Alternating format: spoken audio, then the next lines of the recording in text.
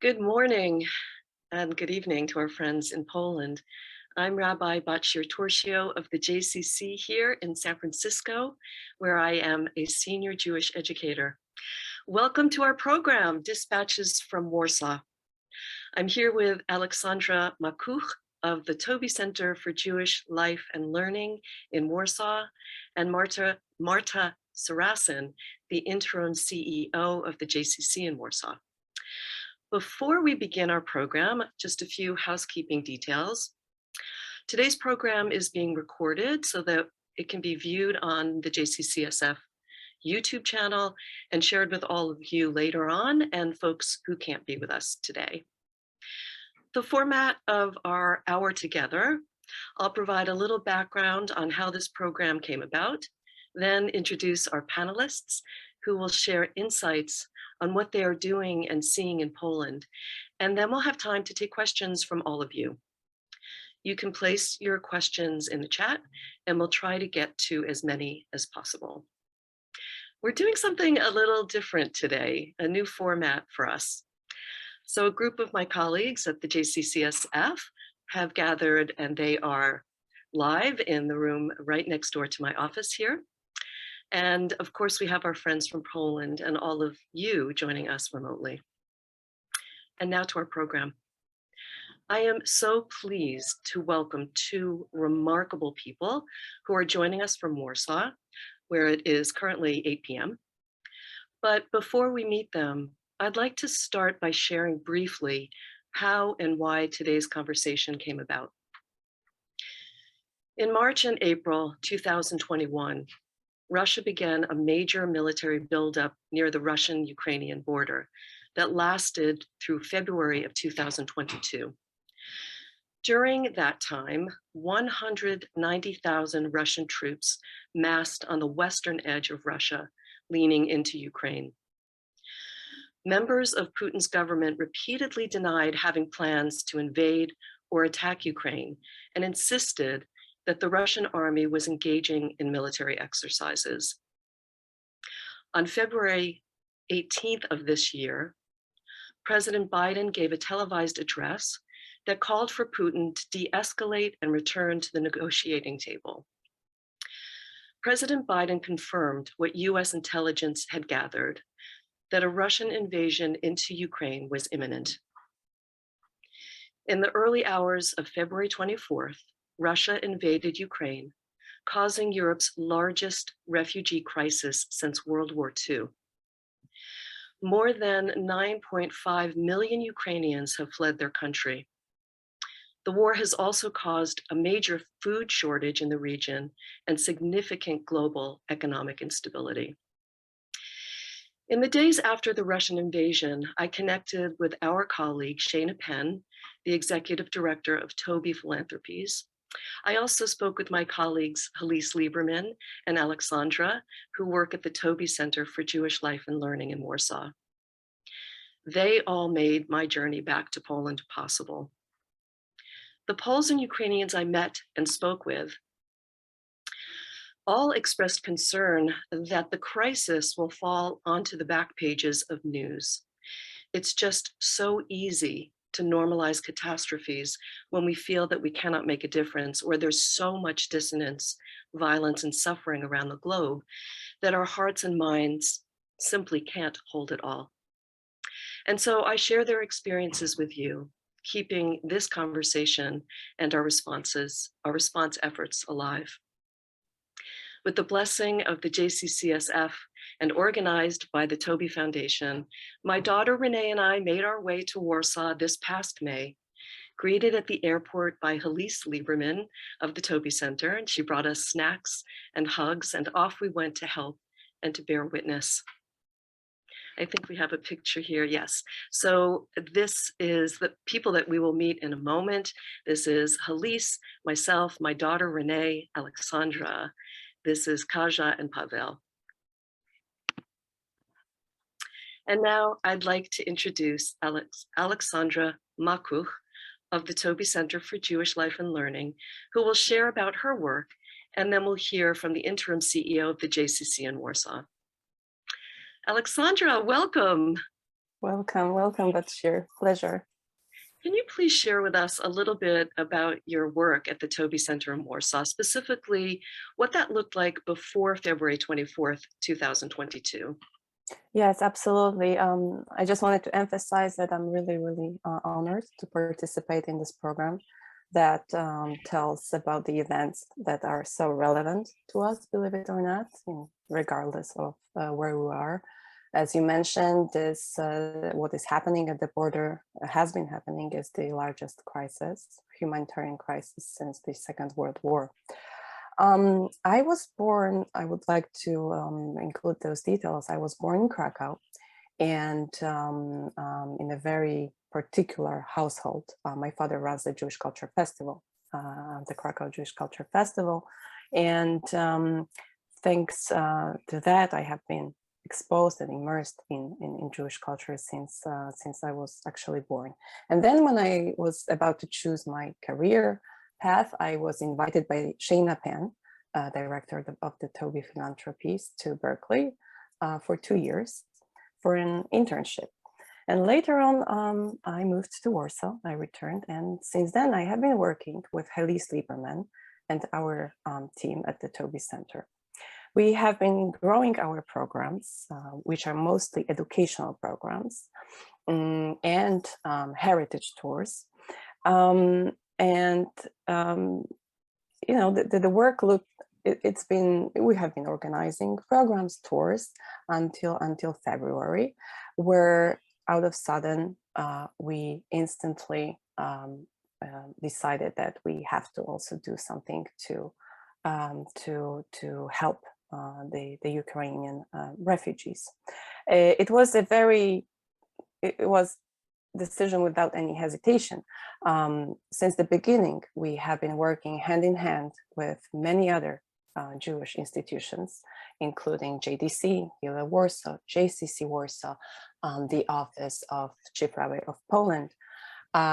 We've had weekly meetings on which we would discuss the next steps, how to assist the Ukrainian refugees, mostly women and children, and simply so that we don't overlap.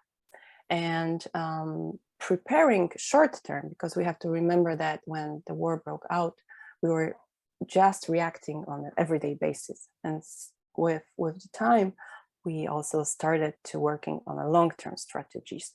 So from being a foundation that is so dedicated to enriching Jewish life in Poland and reconnecting Jews to their East European heritage, we also started assisting basically people in need, the refugees. And I wanted also to thank and emphasize how also immediate response we received from our friends from the Bay Area, from the United States, our former guests who were so generous and they allow us until today to provide this help. We have fundraised almost $100,000 that are being spent on helping whoever we can. It is absolutely remarkable how quickly the Toby Center shifted and responded to this. We'll talk about this a little bit later. I'm curious about all of the other programs that the Toby Center was responsible for. It must have impacted those programs as well. But we'll get to that in just a little bit. Thank you, Alexandra. I remember fondly spending time with you here in the Bay Area. That was quite a long time ago, I think. It was between 2013 and 15. Beautiful. Thank you. Marta, it's so great to see you again. Can you please share how you came to your role as the interim CEO of the JCC in Warsaw and the community that you serve there? Give us a sense of that community and a little bit about some of the programming at the JCC. Anything perhaps that you're especially proud of? Sure. First of all, thank you so much for having me. It's such a pleasure and honor to meet with you, to see you again, and well, to visit your community, even if it's even if it's remote. So I have been with the JC in Warsaw since its opening in 2013. And in the early days of the JCC, everybody was doing everything. So, but I was always very much dedicated to building the program. My last role before being the interim CEO was being the director of the programming and communications. And this is what I hope to get back to dealing with once we have the new CEO in October. And like I said, I mean, I said that I've been with the JC since its opening. However, it comes a bit. I came in a bit earlier because I've been involved in the JDC operations in Poland for I think over 20 years now. So I have been a camp counselor, then I've started building on my involvement into informal Jewish education, and then it was the JDC with support of Toby Philanthropies, Card Foundation, Foundation, who opened the JC in Warsaw. So it was somewhat a logical conclusion to the JDC's activity in Poland, but also to my involvement into the life of the Jewish community. I think an important thing to mention to our listeners or our viewers right now is that probably our JC is a bit different than yours because we do not have a gym nor a swimming pool. But the three pillars of our activity are community building, culture, and education, which translates into a range of different activities for all different age groups, starting with parents with babies through the Kids Club Madon, and then the teenage group, and then all sorts of programming for adults. You don't have to be a member to participate in our activities. However, we do have a membership program, and I'm mentioning it because probably we are wondering, well, how many Jews there are in Poland or in Warsaw? Is there even a need for a JCC to exist? And I can firmly say that yes, there is a need for the JCC to exist. And when it comes to numbers, the rough number of our users, let's say pre-war, is about or was about 1,200 people.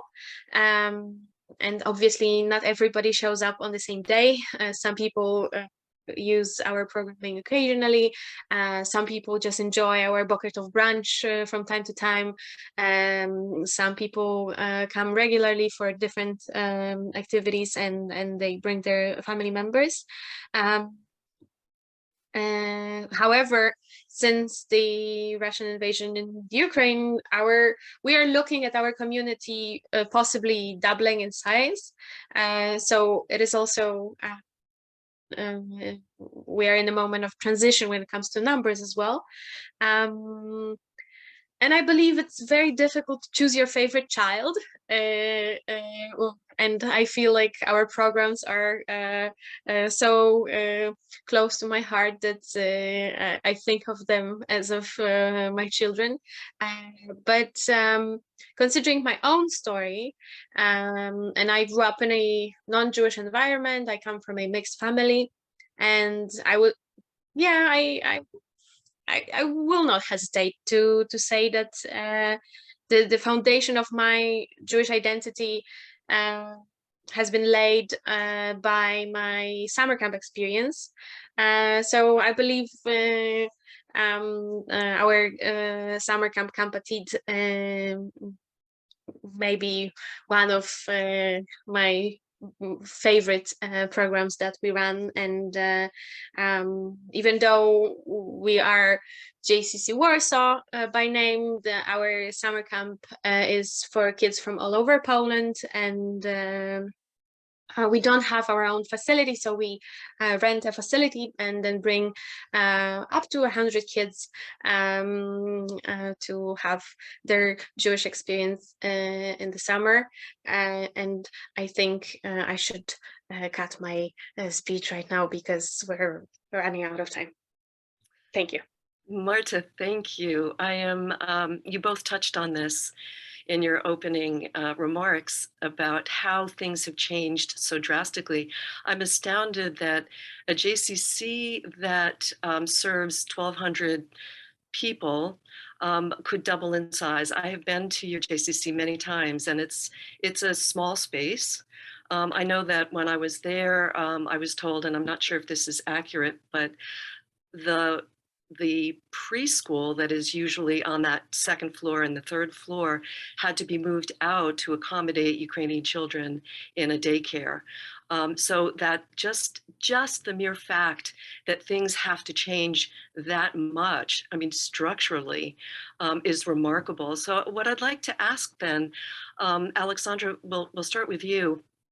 You talked about this a little bit, but how has the work at the Toby Center changed from you day to day now? And what does that look like? Yeah, first of all, it has changed tremendously on many levels, on personal level, on professional level of all of us. We have 8 staff members.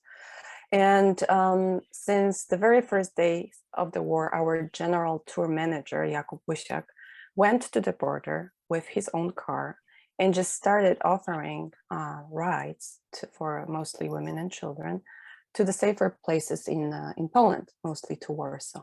So this was immediate. And he wrote a beautiful essay on that that's available on our website. So we started offering, first of all, transportation, because then we also contacted our transportation providers that we use for the tours and asked them to come with buses.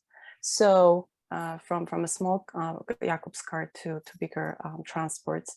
Later on in the photos, you will see a few photos depicting how it looked like. And then we also together, actually it was an initiative by Hila Warsaw. We share our office space with Hila Warsaw and Jewish Historical Institute. It's located in a historic site where the Great Synagogue of Warsaw used to stand. And now in this place in March, we turned our office into a daycare center for Ukrainian women and children. And Hila Warsaw planned a beautiful program of classes and Polish lessons, but mostly psychology consultations. This still is a crucial need when it comes to providing assistance. The center now, we closed the center, but we are also ready to open it. So I wanted to emphasize that whatever we do, we also adapt to the current needs.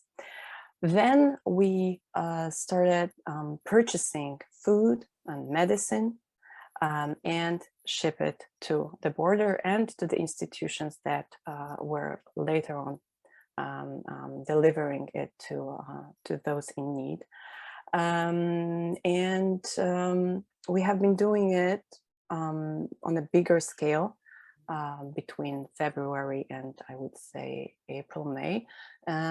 Since then, our activities are now a little, they slowed down because also the influx of the Ukrainian refugees is lower, but we don't know what will happen. And at least we got this experience, and I'm sure that we are better prepared to help. Very important is that the response of the international audience was like, they were calling us and telling, we want to come and help That's really beautiful. So we had several individual and group tours of people, institutions, whom we helped to get to the border, meet with appropriate organization, assess the needs, send the funds, and basically help. So that was something that also touched us. And we continue offering also tours that not only include sightseeing and learning about Jewish Poland, but also some volunteering activities.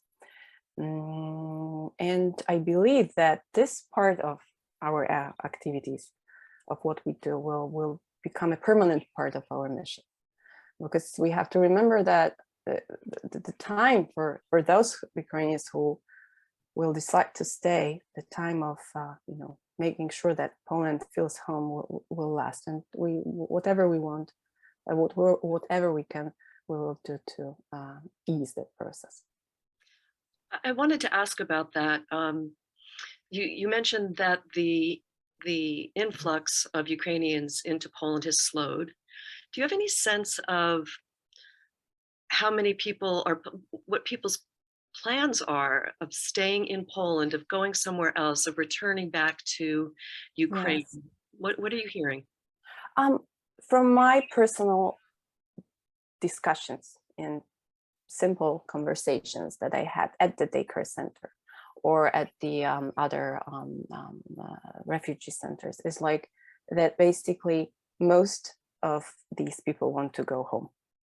And however, you know, it's like, oh, how come, you know, many times there is nothing there, but they're like, we want to go there because it's our home, we will rebuild it. We also have to remember that families were torn. So their husbands, men, fathers, they stayed. So it's a natural thing of returning. And we saw this, I think a few months ago, there was also a huge influx of Ukrainians returning to Ukraine. Of course, important is that so far, before February 24th, 2022, we already had approximately, I think, more than 1 million Ukrainian citizens, people living in Poland. So many of them decided to stay because they had already relatives or people who would allow them and facilitate and assist in building new life. Many of them, for many of them, Poland was just a transition point to go to Israel, to other European countries. But for sure, this crisis, this actually, the things that happened in February, they changed our society, Polish society, into a dual nation society.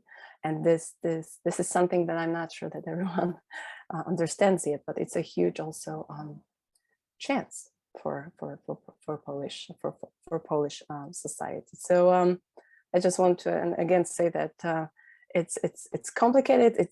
It's building in front of our eyes. Right. How a culture impresses upon another culture. I hadn't even thought about that until you just described it in that way.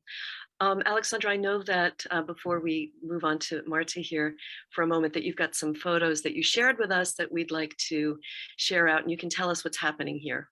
Yeah, so this is actually our general tour manager, who, you know, without hesitation, went to the border in February, and I think this is one of his little passengers that he took to his own car. Another family. As I mentioned in the beginning, he was just using his own car, but in the back you can see one of the vans of our actually friend who owns the transportation company. Here, these are crowds of the refugees at the expo center, which later turned into refugee centers. We were also assisting over there. With time, we were delivering, and I think there's one photo, interestingly, suitcases. There was a huge demand for the suitcases being delivered to these centers. This, of course, food, medicine supplies. So thanks to the donations, we could also deliver them to the refugee centers. Yes, medicine. And very important, the fuel for generators, for the generators. We also made a donation to the border crossing in Medyka. It's called close to Przemyśl, crucial for operating many institutions. And here, one of our guests visiting the border with Ukraine in Medyka. And the suitcases, yes. We have to remember that many people crossed the border with barely anything, and later on, either they wanted to move on, as I mentioned, Poland for many was just a transition point, and also to have their belongings somewhere. So we delivered, all in all, I think around 300 suitcases of different sizes. That was in demand. Right. Again, something I'm not sure that would spring to mind when we think about the crisis here in the United States, but my daughter and I saw that as well. People walking in the streets with bags, with plastic bags that contained their belongings. And when we were at the central Warsaw train station, we saw that as well. People coming in and being directed to tents that actually were being overseen at that time by the Canadian Army. There were tents that supplied food, medical assistance, and suitcases. Amazing. Thank you, Alexandra, for sharing that. Marta, so I imagine that the JCC in Warsaw's response looks a little different than what Alexandra just described. You are a magnet or a safe place for people to come to. Can you talk a little bit more about what you're seeing in terms of Ukrainians coming to your JCC, what that looks like? I know that, is that your pup? Is that your puppy? Yes, sorry, barking. Met the JCC Warsaw mascot, Bobek. Am I saying it correct? Yeah, Bobek. Yes, Bobek, that's his name. And he joined right our Shabbat dinner. Yes, and it's a perfect segue, I think, to me sharing about the GCC activity designed to welcome and integrate the new coming population.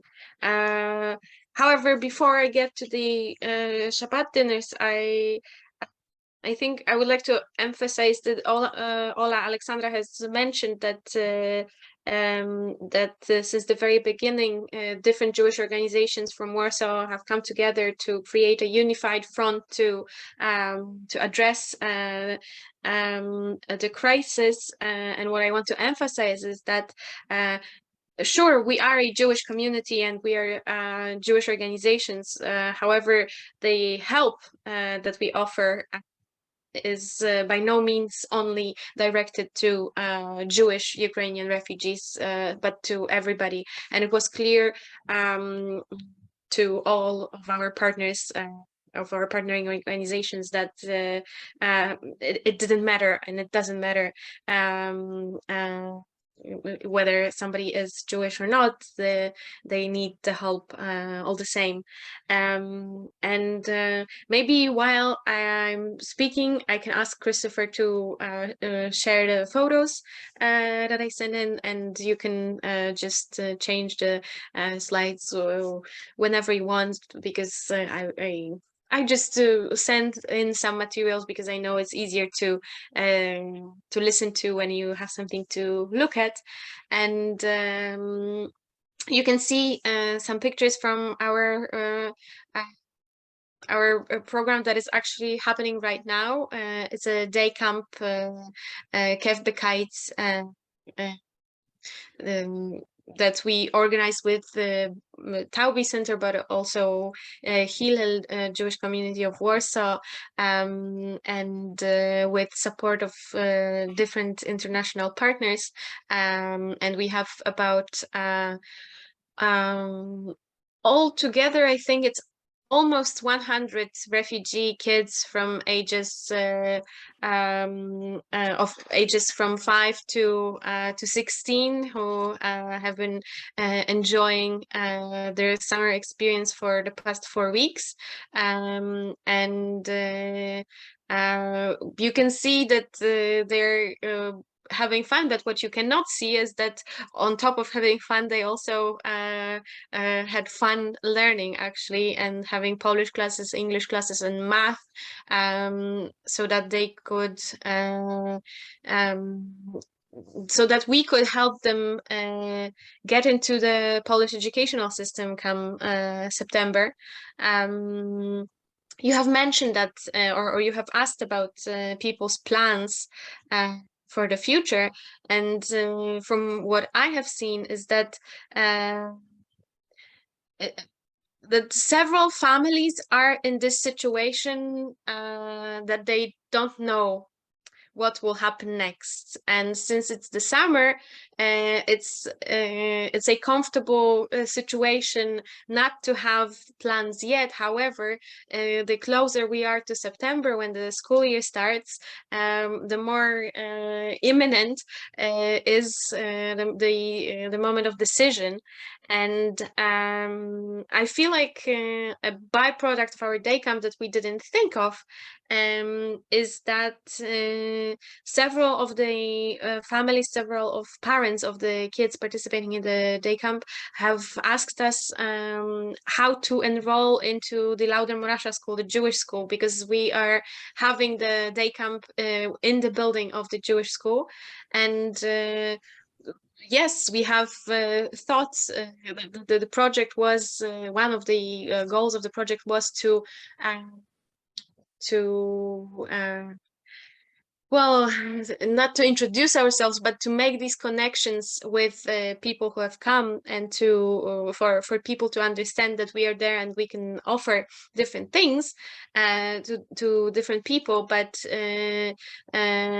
we have gone beyond that. So we. Unbeknownst to us, the fact that we have organized a day camp for kids may be not only may ease kids' way into educational system for families that have already made that decision that they would stay in Poland, but also it could be a factor for some families to actually make that decision that, okay, they don't know whether they will stay there for the next 5 years or forever, but for the next school year, yes. And so I've been very much emotionally and physically involved in that summer camp, because in the day camp, because I've been there every day, and it's very difficult to translate all the feelings into words. Our rationale behind organizing the day camp was that we wanted to go out and introduce ourselves to people and help, and give families time or mothers and grandmothers time to deal with whatever daily things they had to deal with, and the kids to have fun. However, the most precious outcome for me is that kids have been making connections between themselves, between us. Sure, that's true, and they, but it's, I haven't seen it ever before, that kids of different ages would like to spend time together. Because it's amazing to me that we have kids that are 16 and they show up. They come to the day camp even though they have self-dismissal card from their parents. They come in, they sit down, they have Polish classes, they go, they help with smaller kids, and they want to spend time together. And sure, another success of that program is that kids are kids, so they are cheeky, and they having crumbs, having still crumbs on their face, they sort of, no, I haven't had that piece of cake, please give me a piece of cake. So it's yeah, children being children is whatever, like everything that you could ask for in this situation. But yeah, sorry, I'm getting emotional, but let me get back to what we have been doing. This is so day camp is at the same time while I am at the school, and we are having 60 kids daily, having all sorts of fun. At the JCC, we are having a daycare for preschool kids, refugee kids. And then there are all sorts of connections. Some of the kids that are in the day camp have younger siblings at the JCC. Some of the kids have been coming with their moms to the Toby and Hillel Center, and I believe this is the way that we are building the future for our community. So so by making all these connections, and by as professionals, but also people between themselves. And this is what has been the idea behind all of our programming at the JCC that we have created in response to the crisis. So daycare, but also Polish and Ukrainian led Shabbat dinners. And yes, we do plan to have more meetings with the psychologists and Polish classes as well. But I think these internal connections are invaluable and changing perspective, for both communities, the local community and the newcomer community, be it Jewish people or non-Jewish people, who, if they want to come and be part of the life of the Jewish Community Center, it's a wonderful miracle to us. And I believe this is the way to go. I don't know if I have answered your question, because I got emotional and No, sorry.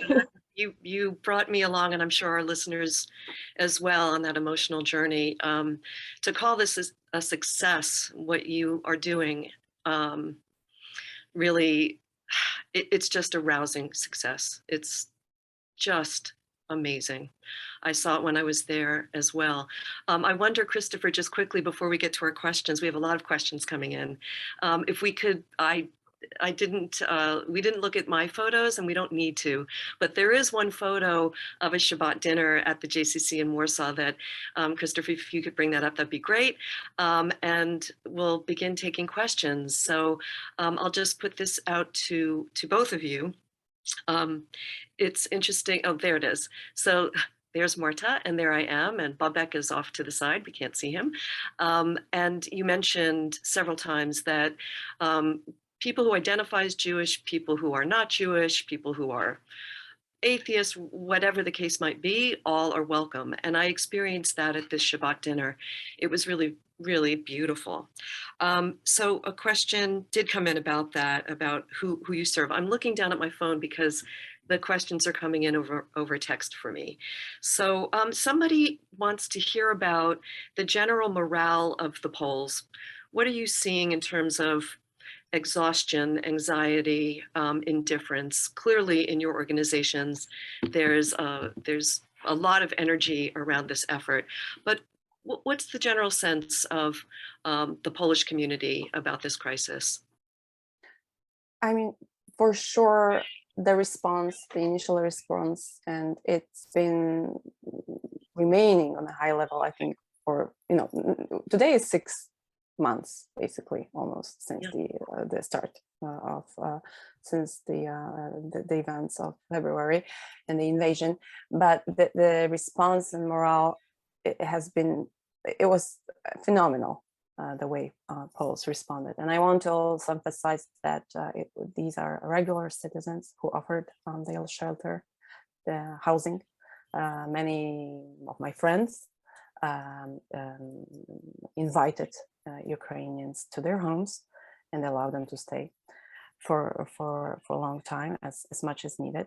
So it was spontaneous and very natural, and it's natural that with time this will come down, and also it's impossible to be so energetic at all times.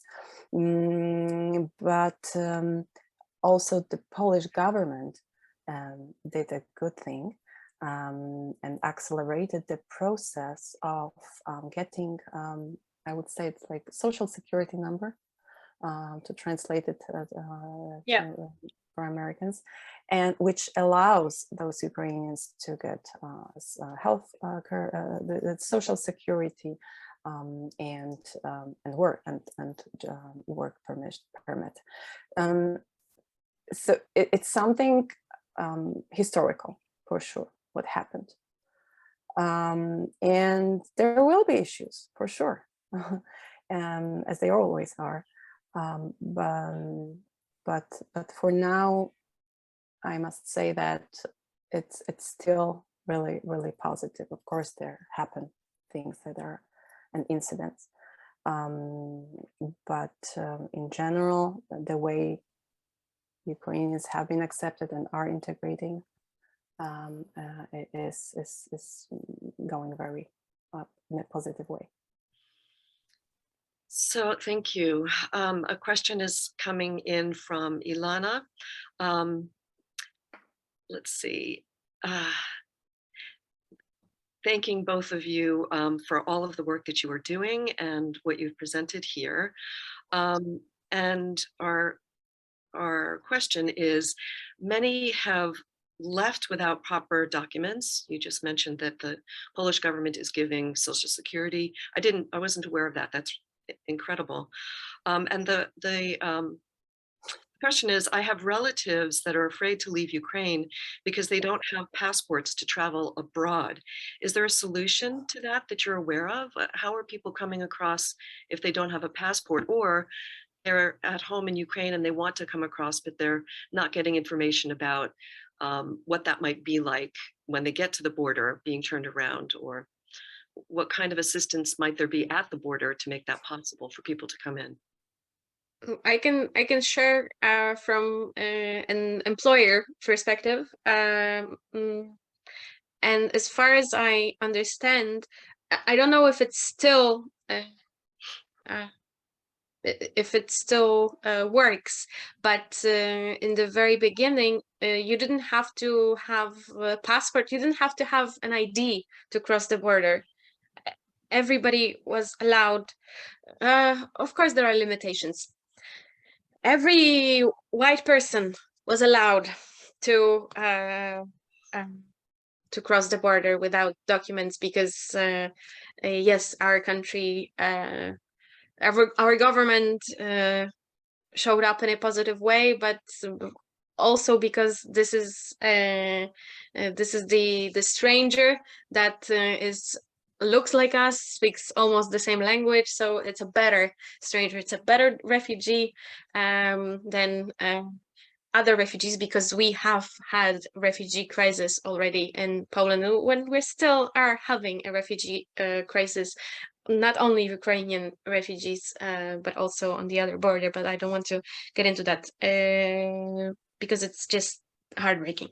But you didn't have to have documentation to come into Poland. I don't know if it works right now, because I've heard that there have been some changes, and both on the Ukrainian side to leave and on Polish side to enter. But for sure, there are people who have entered without passport. You just have to have some sort of document, and you don't need to have a passport to go and apply for the social security number. If I may add, I recently read, I think in the beginning of July, that Polish Ministry of Foreign Affairs, I think together with the Minister of Internal Affairs of Ukraine, has launched a pilot edition of a program of accepting accepting requests for passport and IDs, because we also have like not only passports, but within the European Union, you can just show your ID, which is like a driving license. So the pilot program is about that there are buses driving across Poland, and the Ukrainians can apply and fill out the documents and be granted passports. Also to avoid later on Russians to impede them from traveling. So this is it was in the beginning of July. So this is another new initiative towards, make it possible. Mm-hmm. To anyone who has family members who are afraid of leaving the country, of course, I cannot promise anything, but there are several people in the same situation, so it's easier in that way, that most probably whatever case you have within your family, it has already been done in Poland. I absolutely understand why people would not want to migrate, because you always have the cost of the social cost, but if they want to come to Warsaw, if your family members want to come to Warsaw, please send them our way, and they will be taken care of. And we cannot offer it to everybody, but we can offer it to people that we know of, and there will be help. It's Lana, who asked that question, just put in the chat, thank you. Thank you for your offer to help and that response. We're coming near to the end of our program. It's probably not fair to ask such a difficult question, but I'm going to go for it. This question just came in. Given the history of Ukraine and Poland, especially the atrocities of World War II, it is truly remarkable that Poland is welcoming refugees in the open way that both of you have just described. Can you talk a bit about how the refugee situation has changed the way Poland views Ukrainians? And I wonder, I'll tack onto this, because the crisis was so immediate, perhaps that's not even, I mean, it must be on the minds of some people what took place in the past, and yet here Poland is opening the gate to rescue people. Given that difficult history, what's your sense of how Poles feel about that? Maybe I'll start. I think that first of all, the crucial is the personal encounters. Yeah. When you see a person in need, like when we were seeing these terrible pictures at the railway stations, at the refugee station, like you don't think about it, because these are humans as we are. In addition, they were mostly our mothers with children, and I think that decent human beings don't think that way. These ressentiments, of course, they may already are appearing, and it's normal, but we're dealing with Ukrainians also with contemporary, with a different generation of Ukrainians. So, and we, Poles, Jews, are also different generation, right? And we can't, it's just impossible. You can't act in present through the prism of the past. And I think that the attitude and how Poles in general behaved and are behaving towards Ukrainians proved that I think that this sense of solidarity won, and I hope it will remain like that. it's never black and white. No. And the same with how even more complex history of Poles and Jews, right? So as Marta said, as of now, we are also very close culturally, Yes. ethnically, and once again, we already had more than 1 million Ukrainians living with us. So it's not like it's a completely new element of our society. And we'll see how this evolves. The description. I'm a natural born pessimist, so I thought that all these resentments would surface very quickly, and the desire to help would fade away very quickly, and it hasn't. And of course, it differs. It's easy for Alexandra and me to talk and be hopeful because we are in Warsaw. I'm sure there are places in Poland where it looks a bit differently, but the fact that the society, Polish society at large, has mobilized on such a scale, I think just the sheer fact of that mobilization brings about this hope to everybody who feel against all these resentments and acting on old conflicts, to do more, to actually be more active and work towards the better future. It sounds corny, but yeah, I really, I am amazed with what has been happening, and that it has been possible in the womb of our society that is so terrible, just like any other society, because humans are terrible. But yeah, I'm sure there are places where it looks, where it's difficult, but it's been a miracle. Yeah. No, the descriptions of that solidarity is so affirming. I mean, it's just, I'm so sorry for this situation, but I'm so glad to be able to bring this message. If all states and countries could behave in such a way, the spreading of peace and the lifting up, as Jewish wisdom teaches us, of the brokenness, the shards of brokenness that get elevated every time we look at a person and see B'Tselem Elohim, that they're made in a divine image, then the politics of the past will not be a stumbling block to act in the present to help. It's just so affirming. I have a question. Marta, you've really raised the bar for CEOs of JCCs being in the preschool and the summer camp. And but my question is, it's no small thing to run a daycare. Where are you getting resources for all of those supplies and the things that are needed to run both a daycare and a camp?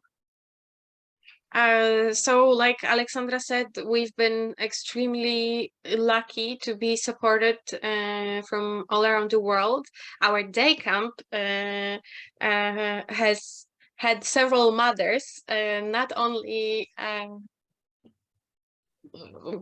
from the fact that it's been different Jewish organizations coming together to say, okay, we will do it. Different organizations will help out or support the program in different capacities, but we have also found support, financial support from different foundations, and we have been lucky enough to be also supported by the JFNA, Jewish Federations of North America, with a group of volunteers, Russian-speaking volunteers, who have come to work in our day camp So it's again, it's been a puzzle, let's say, with so many pieces coming together. So a happy puzzle, let's say, with so many pieces coming together. And I really do believe it is a collective effort. And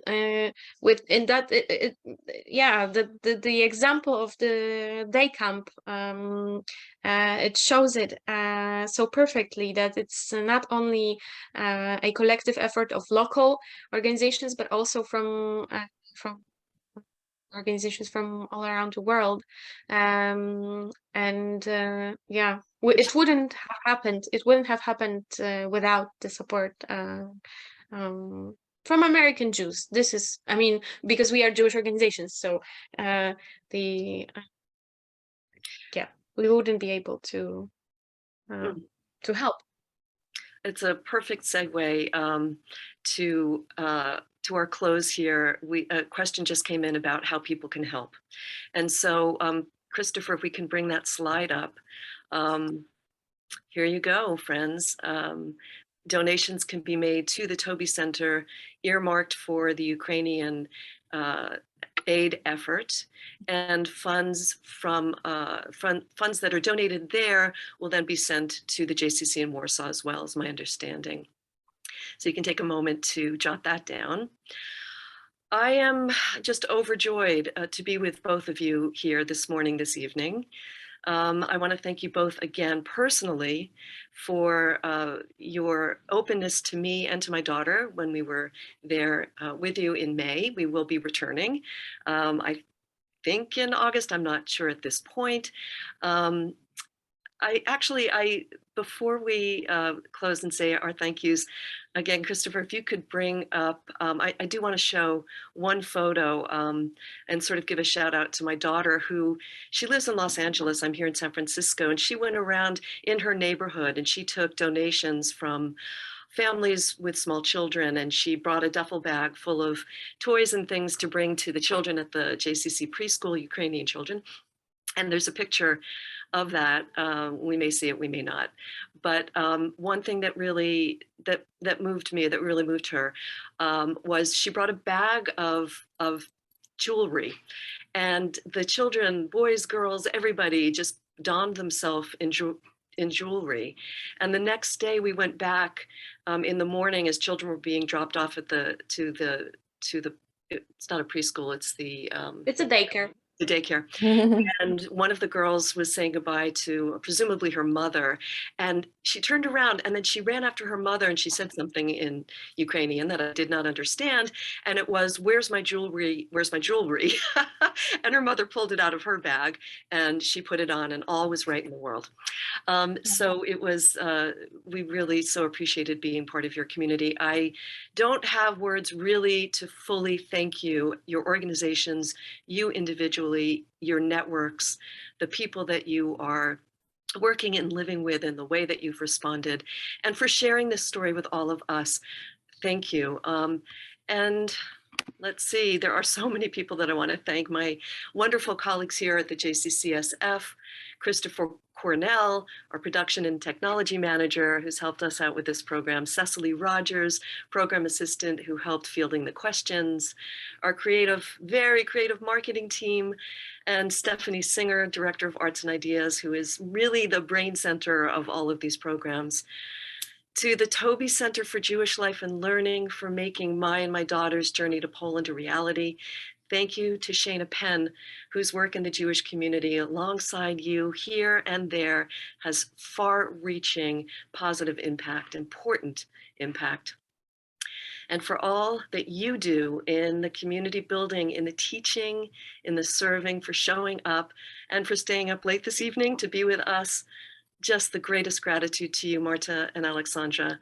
We so look forward to future collaborations. And I want to thank you, our audience, and my colleagues for joining us today. We look forward to seeing you at future programs. Stay well, and we'll say our lehitraot, goodbye for now. And thank you. Thank you. Thank you.